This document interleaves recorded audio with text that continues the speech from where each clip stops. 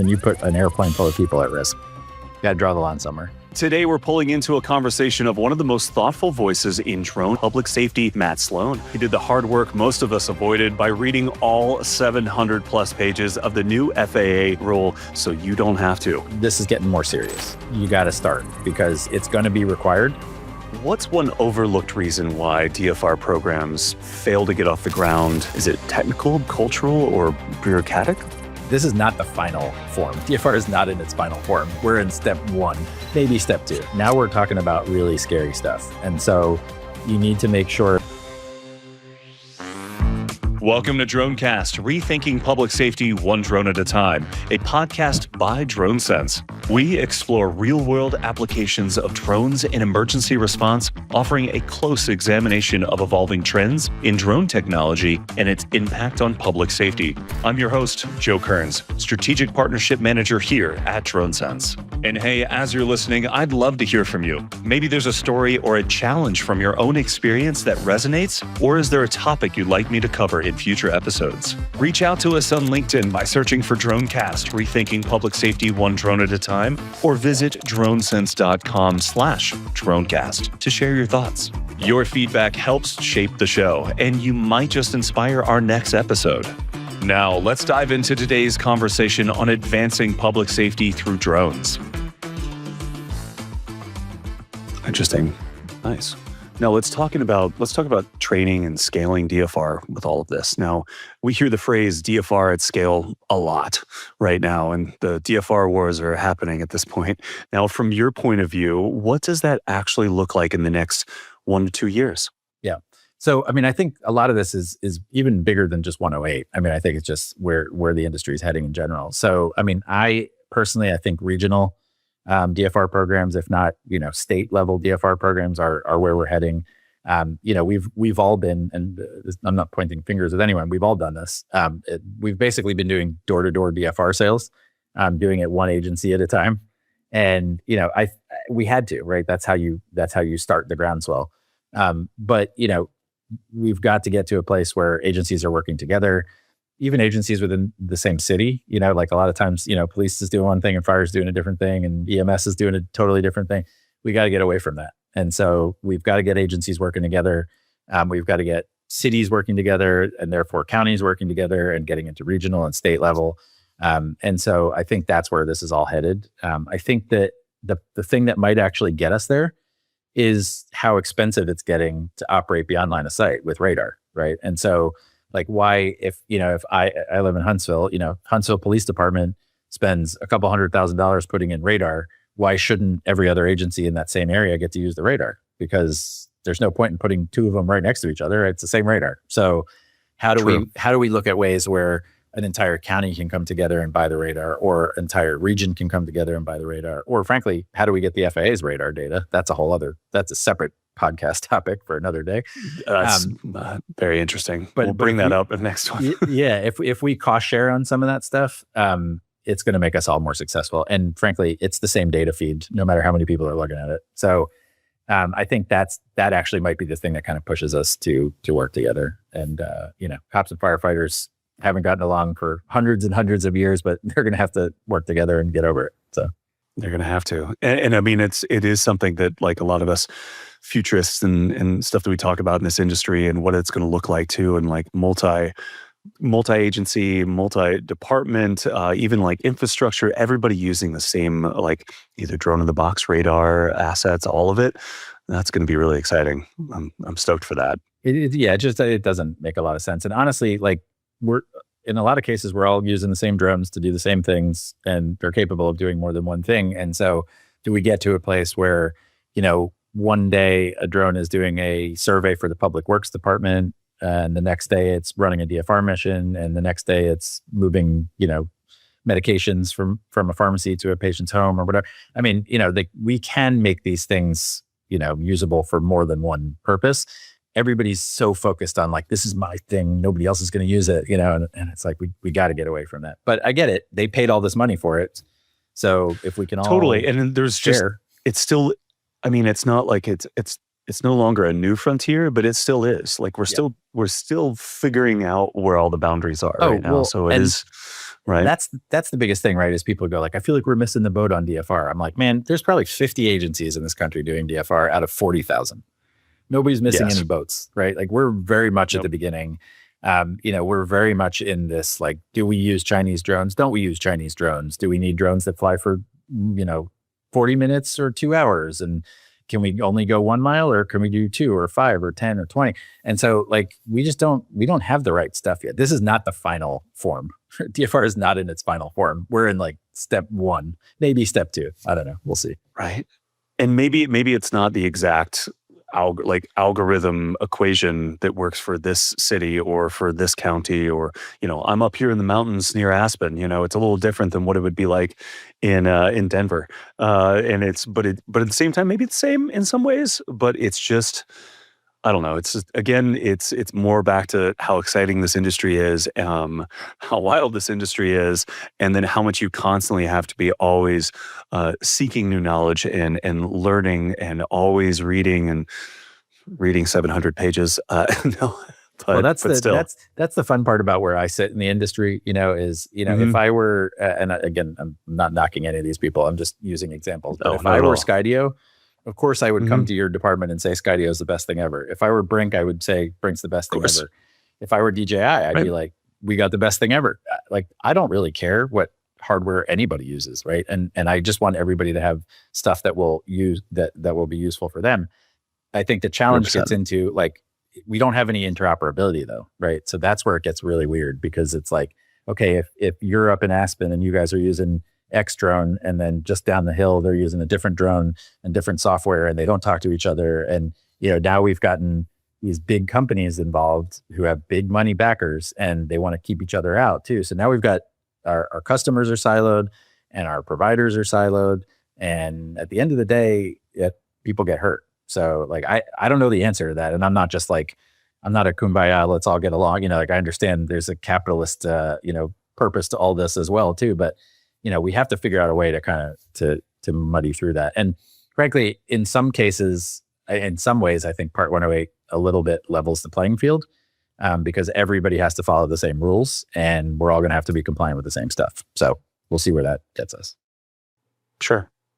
Now, and I have some more notes on that original question there, and when it comes to DFR at scale and like multi-aircraft waivers to like 1-to-1 operator ratios, or the new staffing roles that you had mentioned earlier. Could you expand a little bit on that? Yeah, absolutely. So, right now we're doing 1-to-1 because that's what the waiver says we can do. There are a couple of places in the country that have done 1-to-2. And I think the problem is with multi-ship operations is it quickly gets out of hand with how much you can manage as the operator, right? So, even, we operate DFR programs. So I've been in command centers, I've been flying on DFR missions. We're operating those 24/7 in some cases. There's a lot of cognitive workload that goes into one call. So if you add 2 or 3 or 5 or 10, it's going to get out of hand really quickly. And so I'm very excited about what Autonomy brings to that. We have, the AI can have the ability to deconflict some of those things. And we'll see where that goes. Right now, it's not really a reality in most places. We're still doing kind of 1-to-1 operations. But I think that's where we're going to end up going. But I think we need some better tools before we can do that. So, right now, and we talk about this all the time with you guys too, is, like, operators want a single pane of glass, right? So the more stuff that we can put into one pane of glass, the better. And that's because it reduces cognitive workload. And so I don't have to look in 5 different places. Once I have that streamlined, or whether I know AI is handling some of that for me and I can rely on it, then we can start to get into the bigger and better. And what's really interesting about the way Part 108 handles multi-ship or swarm operations is it says, we're okay with it, we're for it. You're going to have to meet a standard. We don't know what that standard is yet. And what's really interesting about that is it left it open for debates and waivers and future setting of standards, instead of just saying it's not allowed. It also, what it didn't do was try and figure everything out all at once, because otherwise it would take 5 more years for this rule to come out. They're like, we just don't know yet. We don't know what that looks like. The tech's not there. The software's not there. We'll figure it out. We're fine with it. But we got to figure out the consensus standard, and then we'll figure out how to meet it. So, wow. It's really impressive what they've done here. Really exciting. Honestly, like I like to give credit where credit's due, and not a lot of people give credit to the FAA on a regular basis. I think they did a really good job with this. I think a lot of that is because the BVLOS rulemaking committee that was established and really had a good consensus around what this should look like, gave them a really solid set of recommendations, and they actually listened and did most of it. They changed a few things and they changed their approach to a few things, but for the most part, I think they did a great job. I'm sure there'll be 20,000 comments, during this comment period that people are going to complain about stuff or want to tweak stuff. And that's the whole reason we have the public comment period. So we should all do that. So everybody needs to go at least read the summary, read my article, read the fact sheet that the FAA put out, whatever, and then come up with an opinion and put it in there and let your voice be heard. Because this is the future of the drone industry, and you've got 57 days to make your voice heard. So let your voice be heard. And at the same time, I was just thinking about what it's like to wander around on LinkedIn and Facebook in the drone industry and all the comments that people make about this and that. And nobody's ever going to be happy, right? Like, we can't make everybody happy with all these things. So all the usual suspects are spouting off about it. And you know what? Look, their public comment period is every day on LinkedIn. But now you have an actual voice for the next 57 days or whatever it is. So make sure you take it from LinkedIn, put it in the Federal Register so the FAA can hear it too. Yeah, let's actually do something with that constructive criticism. Love it. Now, all right. Now, Skyfire AI recently opened a training facility in Huntsville, Alabama. And I remember when you reached out to us and you were speaking all about this, I mean, I'm so stoked to see this, but what are you focusing on there? And how does that tie into the new 108 framework eventually? And maybe what it is currently, and then what are the needs and how does this meet the needs of public safety teams? Yeah, I mean, I think, the biggest impetus for us doing this was, like, we all go to these trade shows and, you see stuff sitting on a table and you can't really touch it and feel it and fly it and see what it's like. And is it going to meet your needs? And so, instead of just taking our word for it, or instead of having to go physically visit 5 different agencies to see 5 different types of drones and 5 different types of software, we're doing it all in one place. Just like what you have to do we really is. Do that. Yeah, right. I mean, we're, in some cases, we're even doing that, trying to figure that out. And so, we don't have a dog in that fight. Like I said, I don't, if you want to use DJI or Skydio or Brink or Parrot or whatever to fly DFR, like, I don't care. Like, my company will help you select that, the thing that works best for you. And the way we make our money is offering the services, so we can help you operate the program. We can help, of course, if we bring a sale to a company, we get a little bit of money on the back end, but we can do that with everybody. So, like, I don't really care which one you pick. What I do care about is you got to do the research. And so I can help you simplify it. And then our DFR Village gives you the ability to come and actually put your hands on it and test it. So, we're still in the process of kind of getting everybody to play at that location.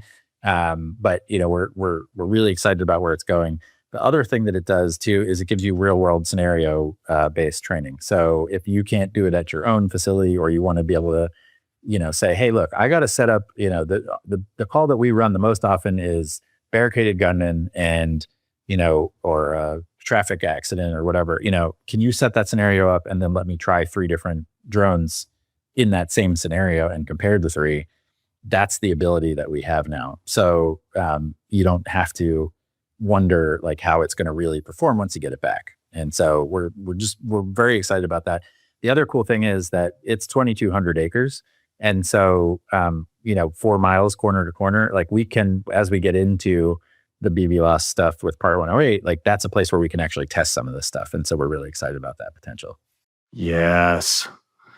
That's really exciting. I remember doing a demo of a dragonfish with McBride, and one of us went and secretly went and hid in the woods, and the other one had to try to find all this stuff like that. But we had to have multiple steps in place. But this is a real place to do this, and man, I'm so excited to get down there and see this. Yeah, this is gonna be awesome. It's getting more and more stuff every single day. So we have a couple of really exciting partnerships that we're working on. I can't quite talk about yet, but it's really going to take the real world training to the next level.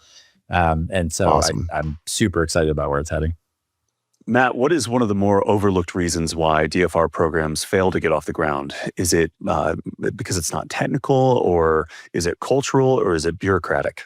Yeah, I think it's all of those things in little ways. I think it's unrealistic expectations, I think would be the overarching category. I mean, I think we're for better or for worse, we've got, and I think mostly for better, we've got a lot of big companies that are talking about DFR right now. And so, they're coming in and they're saying, hey, for the low price of $500,000, $1 million, $2 million, you can do DFR too. And I, when people come to me and they say, what do you think about that? I say, you got to take a breath, right? Because sure, if you have the money, could you just sign on the dotted line and say, yep, that's the easy button, let's do it? Yes, you can. However, you're not going to be happy with the results. And let me qualify that a little bit. You can't do everything with DFR right now, right? You just can't. And so, we work really closely with Huntsville police here, and they've done what is a very smart thing, which is they've taken a stepwise approach into doing it. They haven't dropped millions of dollars on it. They said, let's start with one location. Let's start with this particular type of software, this particular type of hardware, and see how it goes for a little while. And what they're finding is, it's not the right thing for every call. It's not, you can go up to 2 miles, but you get diminishing returns the further out you get because the drone takes longer to get there. And therefore it's not catching stuff while it's happening as much. And so, okay, we can do 2 miles, but should we? Or do we need a faster drone to get there? Or, do we need more stations so that we can get there more quickly? And so I don't think you can answer that ahead of time. I think that it takes a little bit of trial and error to say, this is going to work, this is not going to work. That's why groups like drone responders are so great too, because we can all share best practices. But we also have to remember that not everybody has the same type of terrain or the same types of calls or the same type of weather or are using the same drones or the same software. And so there's a real tendency to go out to Chula Vista and say, what did Chula Vista do? Well, let's copy and paste that. And that's, it's not a bad thing. I love those guys. And we helped them get that program started. Great people. And you should do that. But that's not the only thing you should do, right? Because that's only one example. That's one hard piece of hardware. That's one type of software. That's where the Village, I think, is really helpful to people, is like, let me come see a couple of things. But I also think, if you think that, 365 days a year, 24 hours a day, that drone is going to be the first on scene, no matter what, it's just not true. And so I think, they almost get sold a bill of goods about how great DFR is. And if you just give us hundreds of thousands of dollars, it's going to change your life. It's not that, but I do think it's an incredibly valuable tool. And I'm seeing in the programs that we run, there is not a week that goes by where we don't catch a suspect that would have gotten away otherwise, where we don't save a life, where, we've prevented officers from getting injured or killed. That happens every week. And so there is benefit there, but it's not on every call and it's not on, every day. And so I think people need to understand that going into it. So I think that people get a little bit disillusioned when they get into it and they realize like, oh, this is not going to fix all of my problems all at once. And when you spend that kind of money, you expect it to fix all your problems all at once. And that's just not the case. Right. And one shoe doesn't fit all. Like and that's, again, just like you said, get down to the Rise Village and see those different shoes. Yeah. And look, I mean, try them all on, right? Yeah. Look, we're all tempted to go like, just, this is the way we're wired, right? Especially guys. We're like, we want the biggest, baddest, most expensive thing I could possibly get. It doesn't mean it works well, right? I mean, if you think about like, you got a barricaded suspect and you can, buy a giant, $30,000 big outdoor drone, that guy's barricaded in a house, that drone is absolutely useless to you. You can watch the back door, that's great, but you can't get inside. Just the same as if you were using, a small drone like, a Nevada or a Brink Lemur or whatever to get inside the house, that drone's not going to function that well outside. And so there's not a one size fits all tool. Then you add things like, I want to carry a defibrillator, right? Like neither one of those drones is the right one for that. So like, it's not a one size fits all approach. And so I think people also need to understand that too. And that is my concern a little bit with some of the big companies that are like, you got to use our thing and you're stuck in our framework and you can only do what our thing does, is that doesn't give you flexibility to change horses. And so you get pigeonholed a little bit. And so I see that too. But look, that's every industry. It's happening in the real-time crime center side. It's happening in the DFR side. And you get stuck in one manufacturer for police cars or one manufacturer of guns. It's the same thing across the industry. So. Quick break to highlight whether you're flying, sharing, or managing your drone program. DroneSense has everything you need. It's hardware agnostic, so it works with a variety of drones, sensors, and other hardware, giving you ultimate flexibility.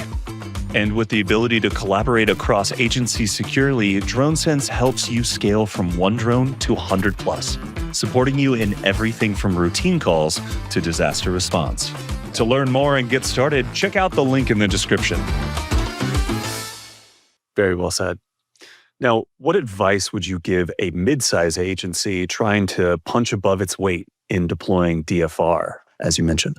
Yeah, I mean, look, it's always going to be a value add, right? So you are going to get value from that. It is a force multiplier. I think one thing that I tell people is start very small, and by very small, I mean put somebody on a roof with a handheld, hand-flown drone, and just go to the 911 calls that are within line of sight of that rooftop, and just see what the process looks like. And so that's what we do. Skyfire will come out and we'll do a couple days trial with you, and we'll say like, nothing fancy here, no docks, no radar, no nothing. We're going to stand on a roof and we're going to fly to a call just so you can see what the process looks like.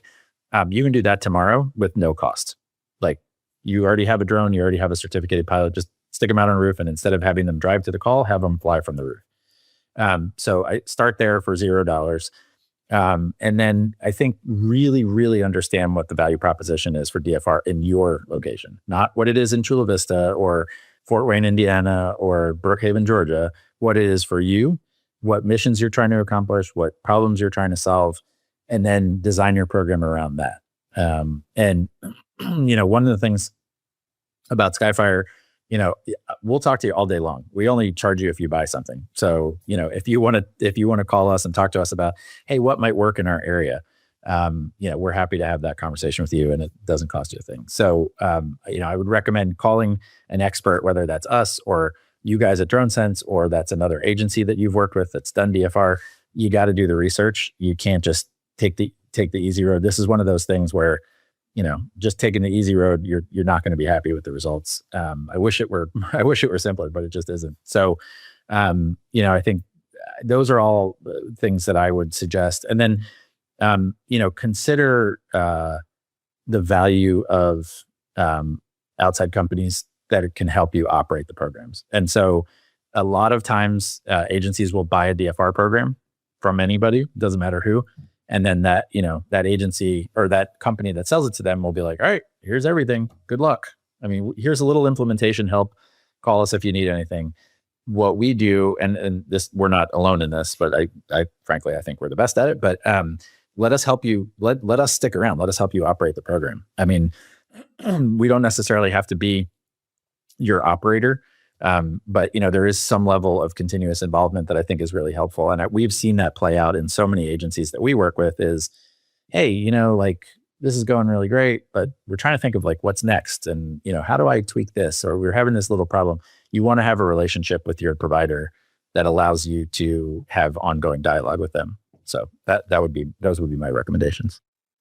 Nice. And something to touch on that is a thread that's woven in all the episodes of Dronecast is reach out to the community here in this industry and like yourselves and drone responders, all of us. And there's working groups, there's events, there's all these places, but we're all either somebody's invented this part of the wheel or that part of the wheel or so on, but everyone's here to help out. And it is a community, and there's a lot of that. Just like we have to be so on top of learning what new hardware, new software, new regulations, all of this is coming out weekly, sometimes daily, all of it. It's just back to this community aspect. Yeah, and that's honestly what makes the job worth doing. I don't think any of us are in this for the money, but I think it's when we get to go out to agencies, when we get to get reports back about, hey, we saved a life or we did something really great.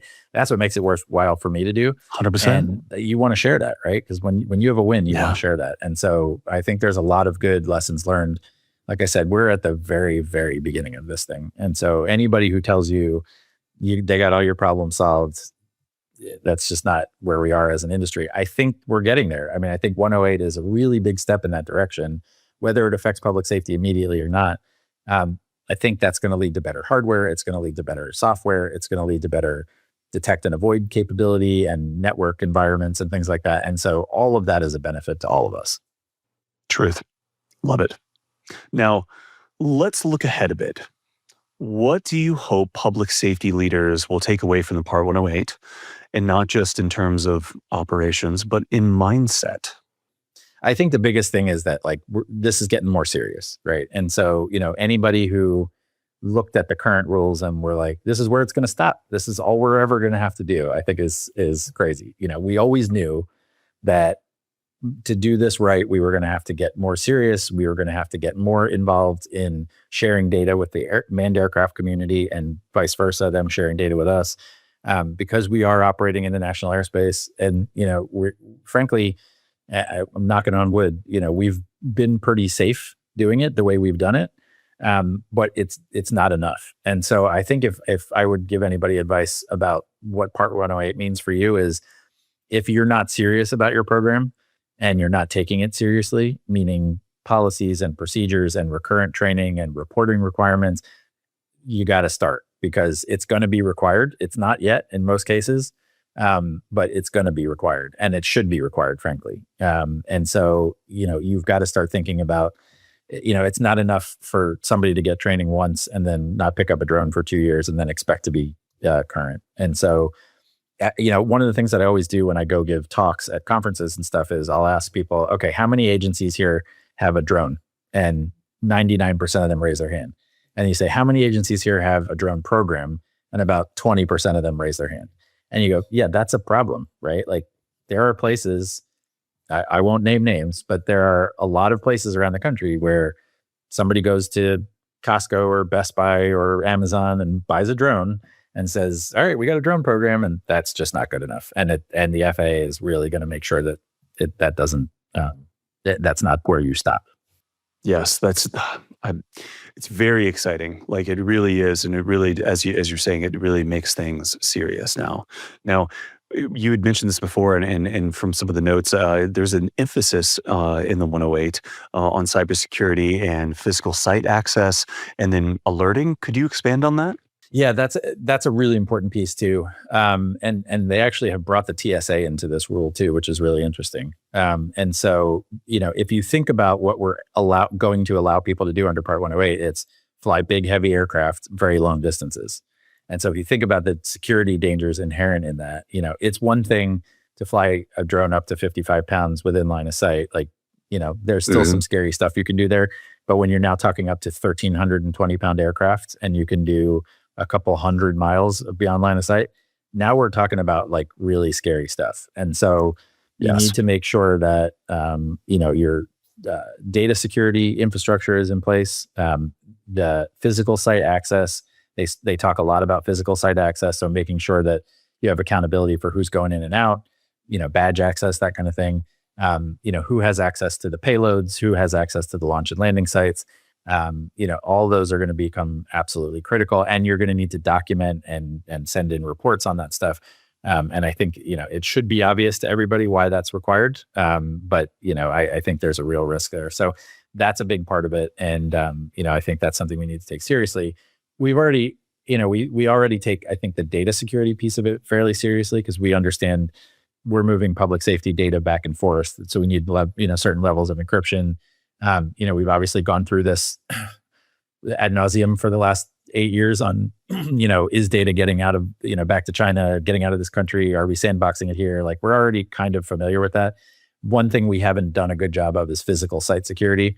And it's a lot of like throw a landing mat out and put a drone up in the air. Like those days are going to be over, certainly as you're doing longer range, bigger operations. Yes. Now, we were speaking about how stoked we are with what the FAA has stepped up and done here. But what is one area in BVLOS and DFR that you think still needs a little bit more clarity or courage from the FAA? Yeah, I think the biggest thing that concerns me about any of this is the radar piece, the detect and avoid piece. And that's the other thing that I'm planning on making some comments about too is, there's actually a requirement on there that if you're going to fly in category 4 or 5 airspace that you have onboard detect and avoid. That's heavy and expensive. And so I don't think that's realistic for most people. Now, again, that's certificated operators, but if I think that permitted operators should be allowed to do it also, which means they won't have that same level of rigor if they were to grant that. So all that to say, I understand the need for deconfliction with manned aircraft. I don't know. Actually, I don't know what the statistics are, but many aircraft are already broadcasting ADS-B, but they're not required to in a lot of areas. So what the rule did that actually is really interesting is they added a provision that said aircraft broadcasting ADS-B or other electronic conspicuity measures. And so we're like deep into the weeds here on ADS-B policy, but like just bear with me for 1 second, which is that No, totally. the reason that not everybody, like as a pilot myself, my inclination would be I got to go put the most amount of safety stuff on my airplane, right? But there is a huge cost associated with ADS-B in some cases. So if you have an old airplane that doesn't, that barely has an electrical system, let alone ADS-B, adding that can cost you tens of thousands of dollars. And so there was a lot of pilots that said, I'm not doing it. If I'm not required to do it, I'm not doing it. What electronic conspicuity means and what it does is it allows you to use things other than ADS-B to show your location. It allows for like portable devices that will broadcast your location that you don't have to install in the airplane, that you can move between airplanes. So what it might mean is like if you fly in a flying club and they have 7 planes, I, Matt Sloan, the pilot, could buy a device that I take with me no matter what plane I'm flying. So the advent of makes a lot of sense. A ton of sense. And, we're talking about something that's a couple $100 instead of a couple $1,000. So I think that's going to have to change a little bit because putting radar on every kind of gets into the remote ID rules there of like integration of the aircraft compared to added to the aircraft. Yeah, right. It's a bolt-on. Where's that gray area? Exactly. I want to like remote ID. We're all just trying to be compliant here. I want to love remote ID. I can't get there. It's just not. It didn't go all the way. It was a half step. So, sure. And frankly, there's a lot of us flying drones, and the FAA doesn't really have a way to enforce it. So it's like ADS-B. If I'm not required to do it, I'm not going to do it. So, I think we got to change that mentality. Because let's not forget. It's like if somebody gave you an RC car and you went out and took it on the highway, that's what we're doing. We're taking RC airplanes and putting them in the national airspace system with helicopters and drones and airplanes. So we got to be responsible about that. There's no ifs, ands, or buts about that. And, we all want our personal freedom, but when you put, an airplane full of people at risk, you got to draw the line somewhere. And to speak on some more clarity that we would want from the FAA, autonomy control versus human intervention. Do the limits go too far or not far enough? I think it's a little vague. And I think that is definitely something that I want to comment on as well too, is like, yes, great. Love the idea that you're paving the way for more autonomous operations, but it can't only be that, or there has to be a waiver or something because, if your job is take off from point A, fly 50 miles and survey a power line, power grid and then land, I don't really need a lot of manual controls. If my job is like respond to 911 calls and I got to change courses while I'm on my way and, something's happening right underneath me that I got to divert my attention to, I need to have the ability to fly manually. And so, I think we need to consider that a little bit more than what the rule did, but good that they're planning for it, but more flexibility needed. Gotcha.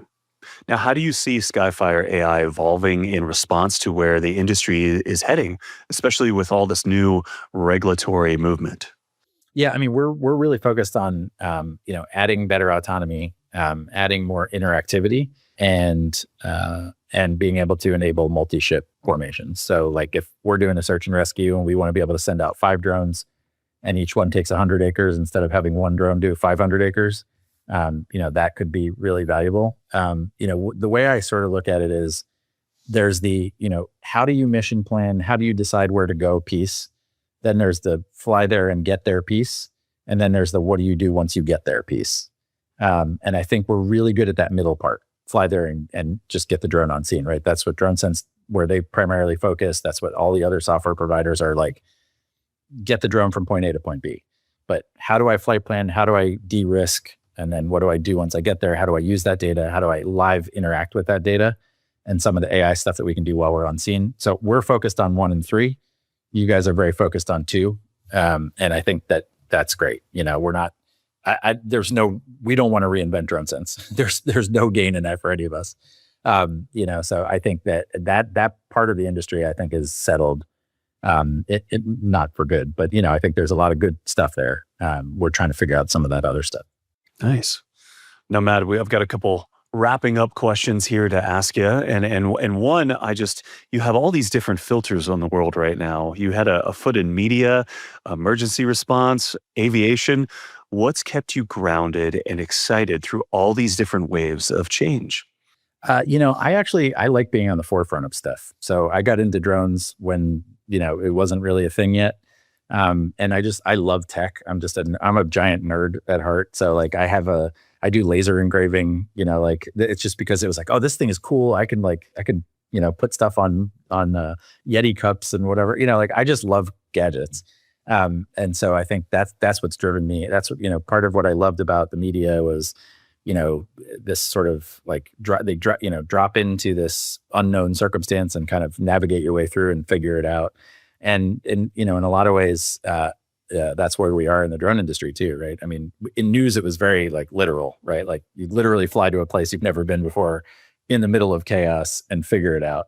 In the drone industry, it's a little bit longer lead, like, hey, what does this rule mean for all of us? But I like, kind of navigating through uncharted waters. It's exciting. So that's what keeps me going, I think.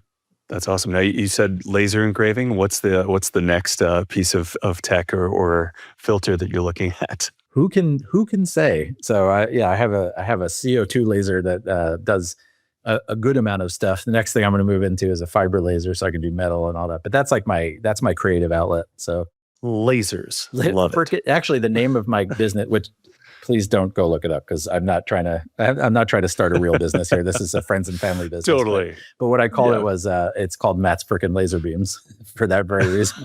Like frickin' I laser love beams. it. That's awesome. Well, I know to reach out to you when I need some new engraving. DroneSense needs some new logo cups. You let me know. I'll happily do it. Nice. That's going to be great. Awesome. Now, where can listeners read your breakdown of the Part 108 and follow what Skyfire AI is doing next? Yeah. So obviously you can go check out our website, skyfireai.com. You can go, that article is on DroneLife, dronelife.com, and they're a great partner of ours. So you can check that out. Follow me on LinkedIn. That's where, I'm constantly posting stuff. Skyfire AI has a great presence on LinkedIn as well too. I like I said, I spend a lot of time thinking about, first responders and how we can help them do their jobs more safely and more effectively. And that's really, aside from my need to, find new things and keep my dopamine firing, helping people is what's at the heart of all this for us. And so, my favorite thing to do is talk to people about this, get out and go to departments, go to training exercises. I spend a lot of time doing the regulatory legal stuff too. So going up to Capitol Hill, going down to the State House here in Alabama, just trying to help figure out how do we do this better? Because at the end of the day, what really, really got me started in this company was thinking about the idea that, our public safety folks, they get paid crap, they work long hours, and then when something bad happens, they run towards it instead of away from it. And, the thanks they get is, they're, killed in the line of duty or whatever, because they didn't have the right information or the right technology. And so that's my job, is to get them that information, that technology. And that's what we're doing, both of us. Awesome. Well, Matt, hey, thank you so much for taking the time today. A pleasure. And you're just a wealth of knowledge, man. Subject matter expert all over the different place. So again, thank you so much. And to the listeners, please go take a moment to dive into everything that Matt's working with on the Part 108 and his digestion of it and so on. But otherwise, again, to the listeners, thank you so much for joining us today on Dronecast. Have a great time, and we're looking forward to the next one. Take care. See ya. Thanks, Bye. Joe.